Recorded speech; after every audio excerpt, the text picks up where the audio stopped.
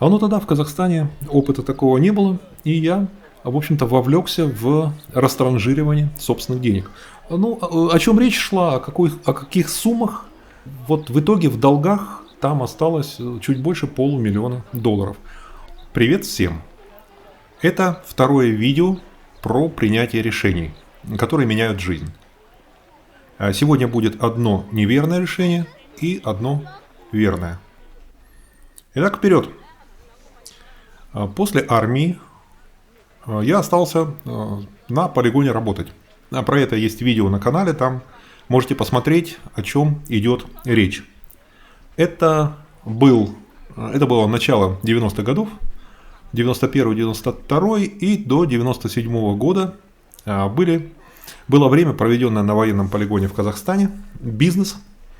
Сначала было зарабатывание стартового капитала, это была поставка компьютеров, программное обеспечение.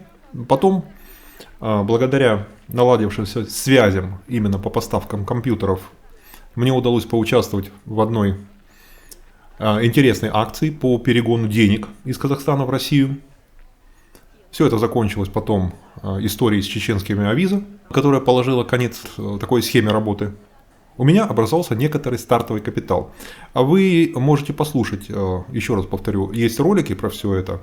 Там никакого криминала, ничего такого не было. Это все было абсолютно в рамках закона. Итак, у меня образовался некоторый стартовый капитал, который я вложил в строительно-ремонтную компанию. То есть на полигоне там была котельная, были теплотрассы. Все это было в таком ужасающем состоянии.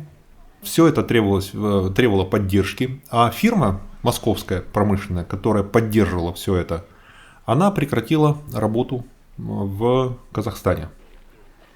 То есть уже отделились Казахстан, Россия, это стали разные государства. И промышленники из России, которых было много на полигоне, стали уезжать. Соответственно, я договорился с московской этой конторой. Мне досталась их производственная база, персонал, рабочий квалифицированный, там технический персонал. Естественно, это все было чисто, мы договорились с шефом, он получил на карман, и я стал работать. То есть у них была ситуация, были люди, начальство московское, оно взяло и уехало. А рабочие, простые и техники, они были местные. Они, как местные, они приехали на этот полигон, но им некуда было ехать. Поэтому им надо было работать, зарабатывать как-то на жизнь. Времена были не очень простые тогда. И такое решение, что я взял эту компанию, оно было, в общем-то, при всеобщем удовлетворении.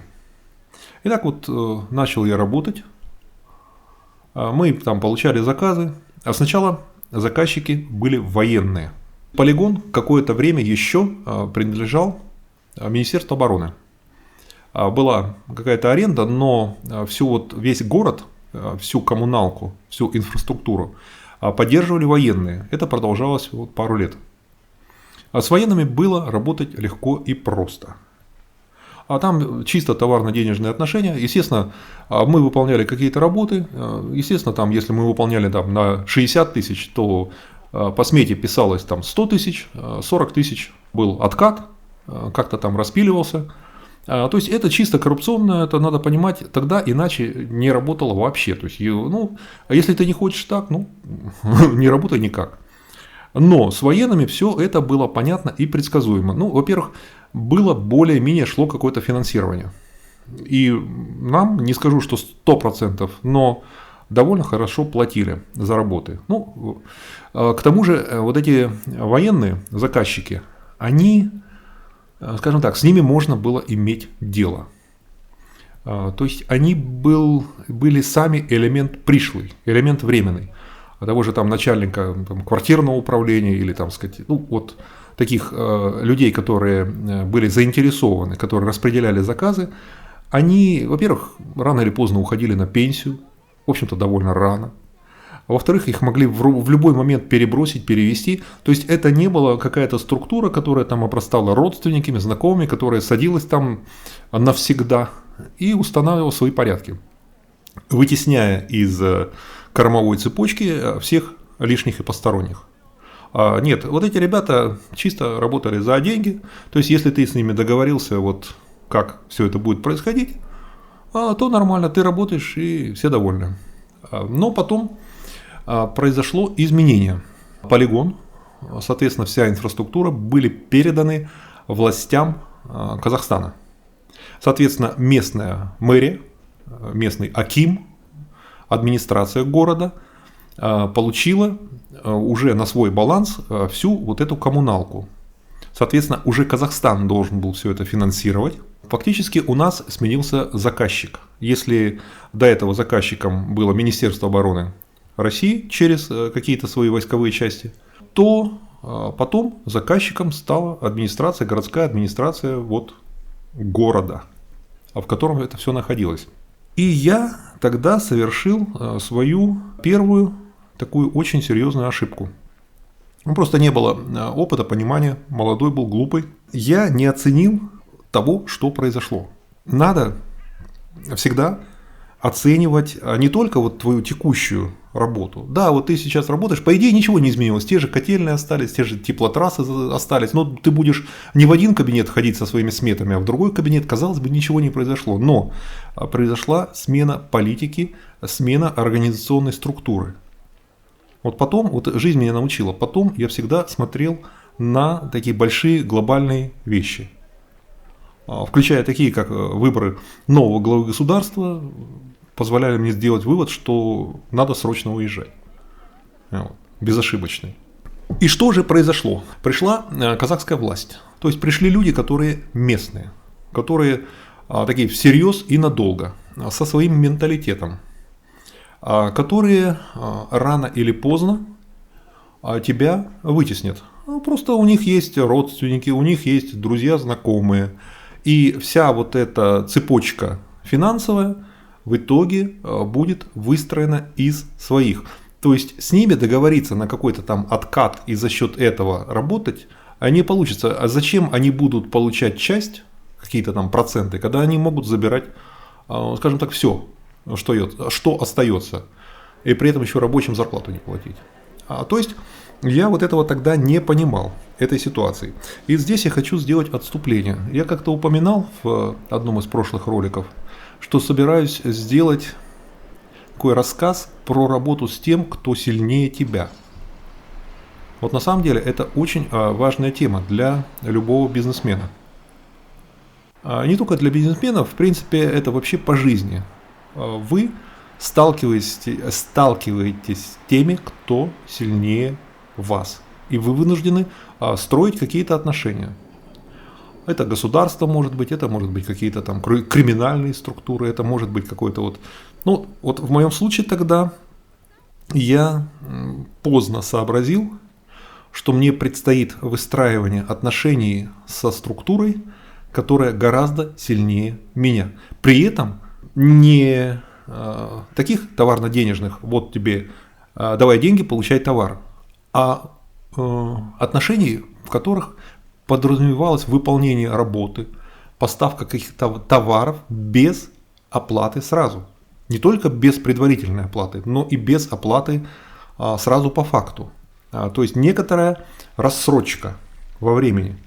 Потом я вывел свой принцип.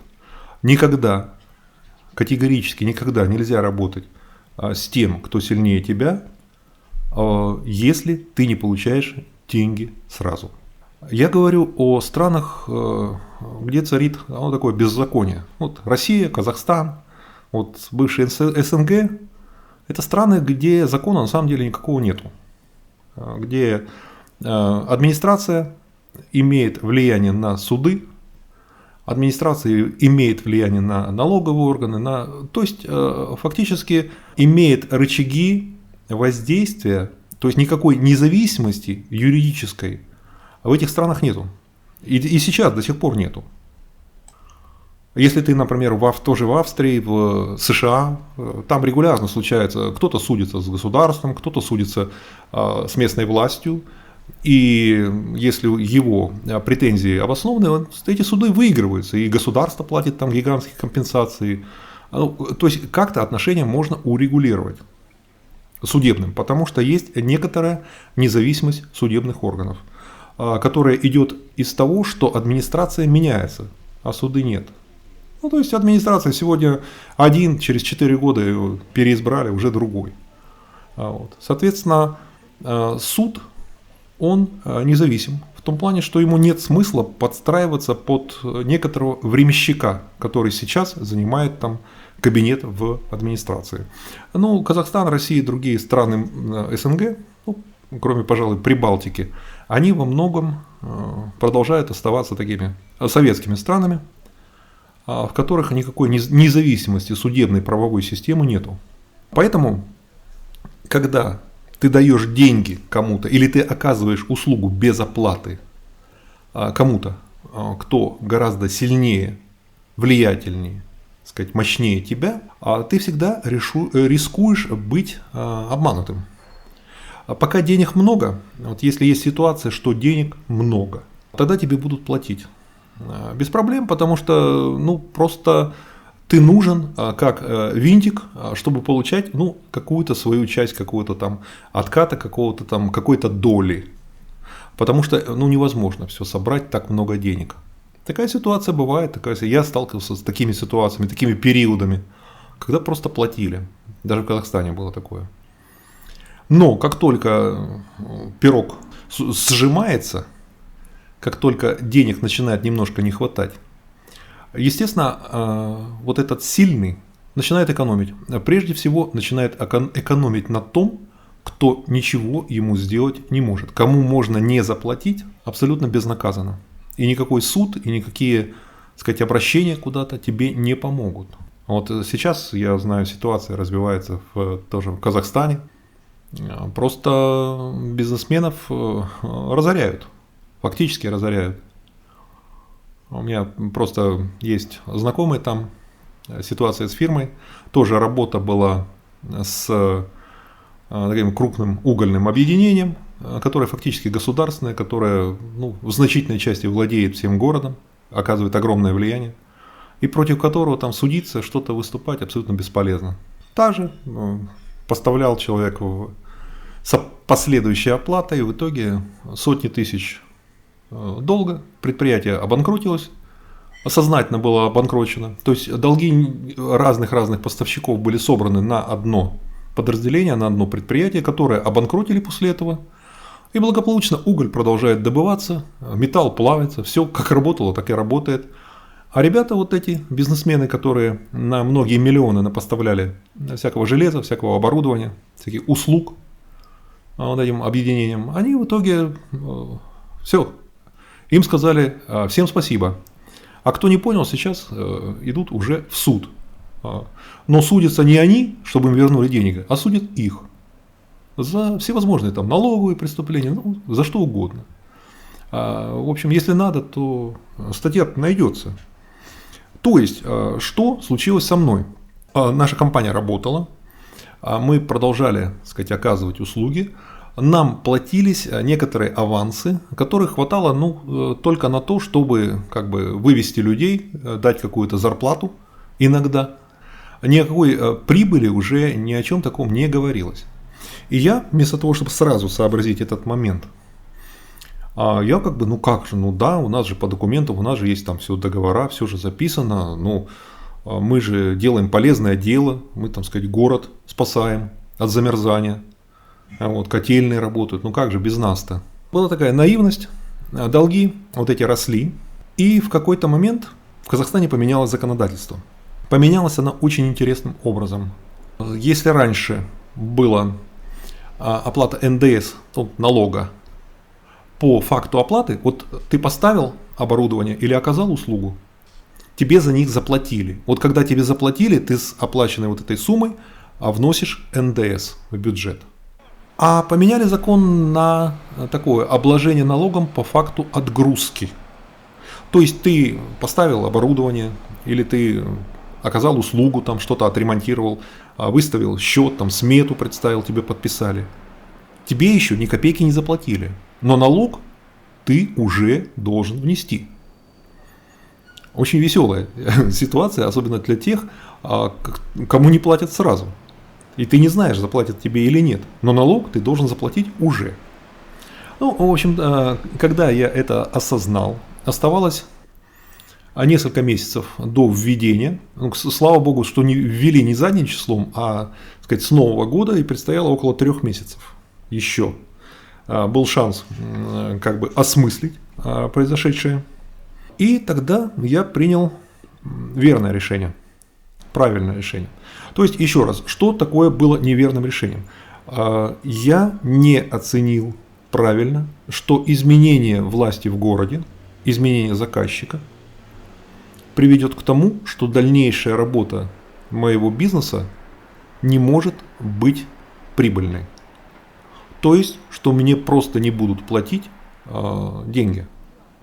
Вот это сейчас я это понимаю великолепно. В Болгарии у меня была ситуация, когда я работал, ну там было не государство, а там, скажем так, была работа, как это говорят, с авторитетным бизнесменом, с одной компанией, монстром, вот компания таких авторитетных бизнесменов, с которыми работать, ну, никто не старался не работать. Я прекрасно отработал с ними все время. То есть у нас были контракты, меня не кинули вообще ни на одну копейку. То есть все четко, потому что был опыт, я знал, как выстраивать финансовые отношения и как проходить между струями воды. А ну тогда в Казахстане опыта такого не было, и я, в общем-то, вовлекся в растранжирование собственных денег. Ну, о чем речь шла, о каких суммах? Вот в итоге в долгах там осталось чуть больше $500 000. Тогда это для меня была какая-то фантастическая гигантская сумма. Итак, о правильном решении. Вот когда я узнал, что буквально через 3 месяца предстоит заплатить, грубо с этих $500 000, шестую часть, почти $100 000 предстоит внести налога, мне, честно говоря, стало немножко плохо. И тут в голове что-то стало выстраиваться. Что было делать? Один вариант был взять, подготовить эти деньги, заплатить их и продолжать как-то работать, дожидаясь, пока тебе твои $500 000 выплатят, и стать полумиллионером. А другой вариант был все это бросить и уехать. А третий вариант, до третьего варианта я дошел своим умом, и он оказался абсолютно единственно правильным. Бросить, то есть про эти деньги забыть, все, нет их. Ты сделал полезное дело, в городе там топились котельные, ремонтировались трассы, тебе за это спасибо сказали, в юрты там с Назарбаевым чай пил, с администрацией там на какие-то праздники ездил, но про деньги забудь. Но уезжать так просто нельзя. Я это каким-то шестым чувством понимал. И вот сейчас очень важно для тех, кто слушает, у кого есть бизнес, у кого нет бизнеса, но кто собирается переезжать. Уходи и убирай за собой.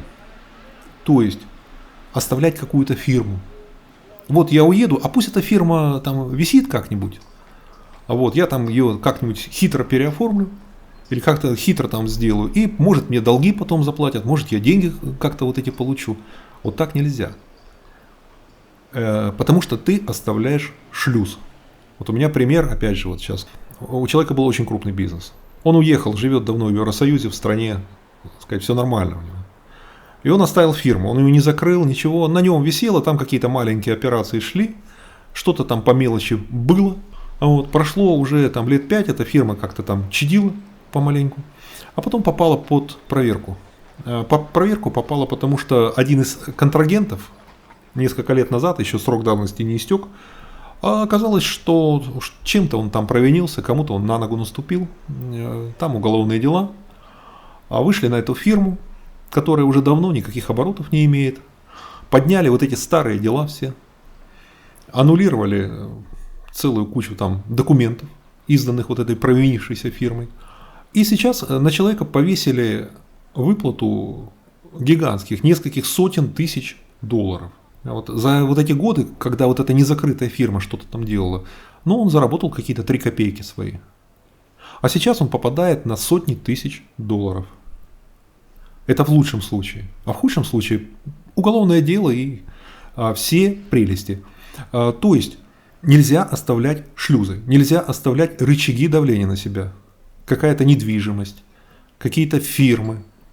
То есть какие-то элементы, через которые тебя могут достать, которые для тебя могут быть болезненными. То есть надо решить все вопросы, уезжая. Вот это очень важно. Я, уезжая из Болгарии, уже имел опыт, проходил, то есть вот и не пожалел, потому что каких-то чудес в первые 3 года после моего отъезда из Болгарии там не происходило, но ко мне уже вопросов не было, я все ликвидировал. Понимаете, что я сделал тогда? Вот эту фирму, мне надо было от нее избавиться, закрыть, ну закрыть нереально. Я ее продал. Знаете, как продают фирмы, от которых хотят избавиться? Вот эти фирмы продают с доплатой. Во-первых, я отдал человеку, которого нашел человека, у которого, там сказать, такого бедового, у которого денег нет, но есть огромное желание что-то там, такой авантюрный склад. И я ему сказал, у тебя есть 3 месяца. Ну, во-первых, вот тебе производственная база. Хочешь, продавай там все, там вот в бочке бензина полно, вот там-то вот оборудование, все. Хочешь, распродавай. Вот тебе деньги. Дал ему какую-то сумму. Для рабочих вот в сейфе зарплата. Бригадира все показал, вот ваша зарплата. То есть я продал фирму, заплатив за нее покупателю. А то же самое я потом проделал не один раз. То есть, если ты хочешь избавиться от фирмы, ее закрыть очень трудно. Это большая процедура. Если есть какие-то контрагенты, которые там кому-то должны, кто-то кому-то должен, ну это будет нереально. Найдите человека, который согласится купить, заплатите ему, и пусть он у вас эту фирму заберет. А при этом не скрывайте ничего, просто честно, откровенно. То есть я ему сказал, вот 3 месяца, через 3 месяца будет то-то. Он сказал, мне хватит. Ну, то есть, видимо, он уехал куда-то после этого, в какие-то далекие края. И ему было все равно, я так не хотел. Я понимал, что я уеду-то не в какие-то далекие края, а вполне реальные. И мне потом иметь нюансы, какие-то запросы абсолютно не хотелось. Так что это было правильное решение, я все за собой подчистил. И мы уехали, в общем-то, без больших денег. У нас была квартира в Подмосковье, мы до этого успели купить квартиру в Подмосковье. А в Москве не купили, еще прописка была, не продавали. В Подмосковье смогли прописаться там через один завод. И у нас несколько десятков тысяч было денег. Как-то так. Это был тяжелый удар, но интересно, что сейчас вспоминаю, по идее для меня это должна была быть какая-то ужасная катастрофа. То есть, имея потенциально больше $500 000, потерять 80-90% потерять всего, что ты имел. Но это, казалось бы, да, это трагедия. Нет. Я абсолютно спокойно уехал. Я понимал, что главное мне, чтобы меня не заперли. Так и произошло. И я понимал, что, в общем-то, в итоге отделался легким испугом. А то, что потерял, забитого 2 небитых дают, это был бесценный жизненный опыт, который потом, когда я возрождался в Болгарии, как птица Феникс, я уже использовал, в общем-то, по полной программе. Поэтому какой вывод вы можете сделать из услышанного? Во-первых, не работайте с сильным, с тем, на кого вы не можете воздействовать, не работайте без предоплаты, без каких-то четких, понятных временных финансовых рамок. А второе, учитывайте изменения ситуации. Не просто локальные, а глобальные. Начиная власть в стране поменялась. И как это может на мне, на моем маленьком бизнесе, на моей маленькой жизни, как это может сказаться. Третье, убирайте за собой. Если вы меняете место жительства, закрываете бизнес, меняете бизнес, что-то в вашей жизни происходит, какая-то перемена, обязательно закройте все свои старые шлюзы. Потому что через эти шлюзы вас неожиданно смогут достать, к вам может прилететь, если шлюзы не закрыты. И четвертое, легко расставайтесь с деньгами. Оценивайте ситуацию, если на одной чаше весов деньги, а на другой потенциально ваша свобода, у вас не должно быть ни одной секунды сомнений, откажитесь от денег. Вы еще заработаете потом. Как-то так. Я в одном из последующих рассказов приведу пример того, как я уже в Болгарии сознательно шел на потери с целью избежать гораздо более серьезных неприятностей. Это будет очень интересная история, поучительная.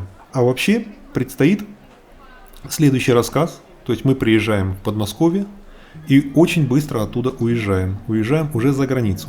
Вот там, именно в Подмосковье, было принято самое принципиальное решение, которое в итоге изменило вот нашу жизнь таким образом, что мы живем сейчас в Австрии, и я тут сижу перед микрофоном и умничаю. Надеюсь, было не очень утомительно. Подпишитесь, пожалуйста, на канал, поставьте лайк, если вам понравилось, и успехов вам!